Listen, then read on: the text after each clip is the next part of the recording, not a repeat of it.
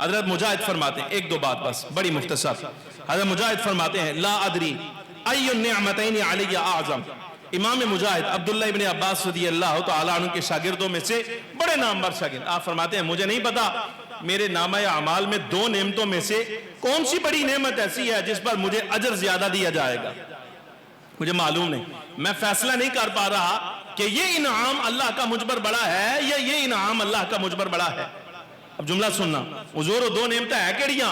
ابن عباس رضی اللہ تعالیٰ عنہ کا شاگرد کہتا ہے, فرمایا اس میں سے پہلی نعمت تو یہ ہے کہ اللہ نے مجھے انہدانی للاسلام, اللہ نے مجھے اسلام کی طرف ہدایت کی ہے, میں مسلمان ہوں, یہ اللہ کا بڑا انعام ہے. اور دوسرا اللہ کا انعام مجھ پر یہ ہے میں کدی بے ایمانہ دے نال بیٹھا ہی نہیں, بدعتیاں نال, میں کدی بدعتیاں نال نہیں بیٹھا.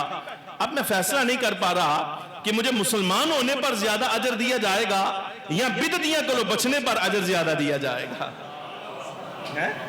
امام مجاہد عبداللہ بن عباس کا شاگرد. ایک روایت اور سماعت فرمائی, حضرت سہل بن عبداللہ تستری رضی اللہ تعالی عنہ, تابعین میں بہت بڑے امام, بہت بڑے ولی اللہ کے.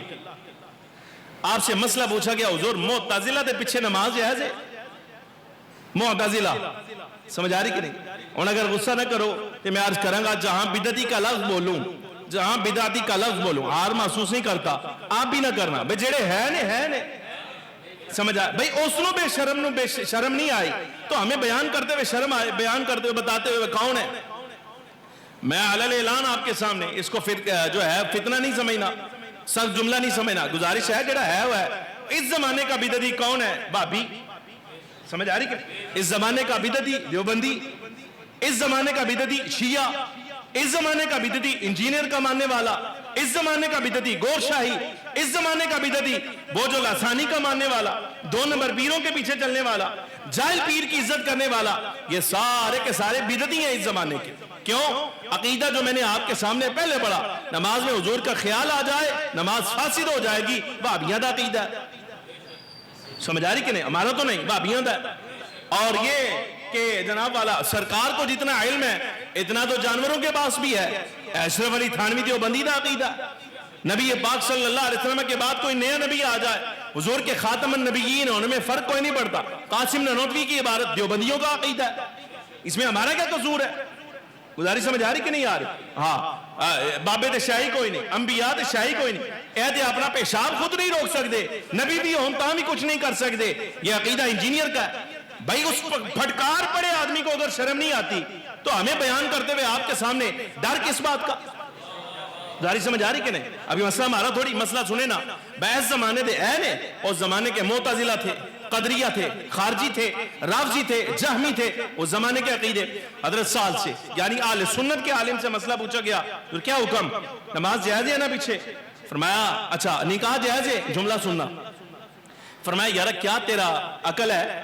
وہ بندہ جو کلام الہی کو مخلوق مانتا ہے, جنت مانتا ہی نہیں کوئی شے ہے, جہنم مانتا ہی نہیں کوئی شے ہے, اور صراط پل صراط کے بارے میں بھی نظریہ اس کا ٹھیک نہیں, سرکار کی شفاعت پر بھی ایمان نہیں رکھتا, عذاب قبر بھی کوئی شے نہیں سمجھتا, منکر نکیر کو بھی کوئی شے نہیں سمجھتا, رب کی زیارت بھی آخرت میں ہو اس کو بھی جائز نہیں سمجھتا, اللہ کے علم کو مخلوق مانتا ہے, جمعہ جائز نہیں مانتا, اور سرکار کی ساری امت کے اہل ایمان کو کافر مانتا ہے, تو نکاح ہونا نل کرنا جا کے. سمجھ آ رہی کہ نہیں؟ فرمایا تو نکاح ہونا نل کرنا جا کے, تو نماز تو اس بندے پیچھے پڑھنی جیدہ اپنا ایمان کوئی نہیں. حضرت آپ مسئلہ سننا, ان کے ساتھ بیٹھنا. آخری بات, حضرت عمر بن عبدالعزیز رضی اللہ تعالی عنہ, جملہ سننا بڑا ڈاڈا. آپ نے ارشاد فرمایا اگر کوئی بندہ شراب پینے والے کے ساتھ بیٹھا نظر آیا تو ہم اس کو بھی کوڑے ماریں گے. جملہ فروعی مسائل, مسئلہ جو مسلمہ ہے اس کے مخالف اگر بندہ ہو جائے, کو شراب پینے والے کے ساتھ بیٹھا بھی نظر آیا اس کو بھی کوڑے ماروں گا.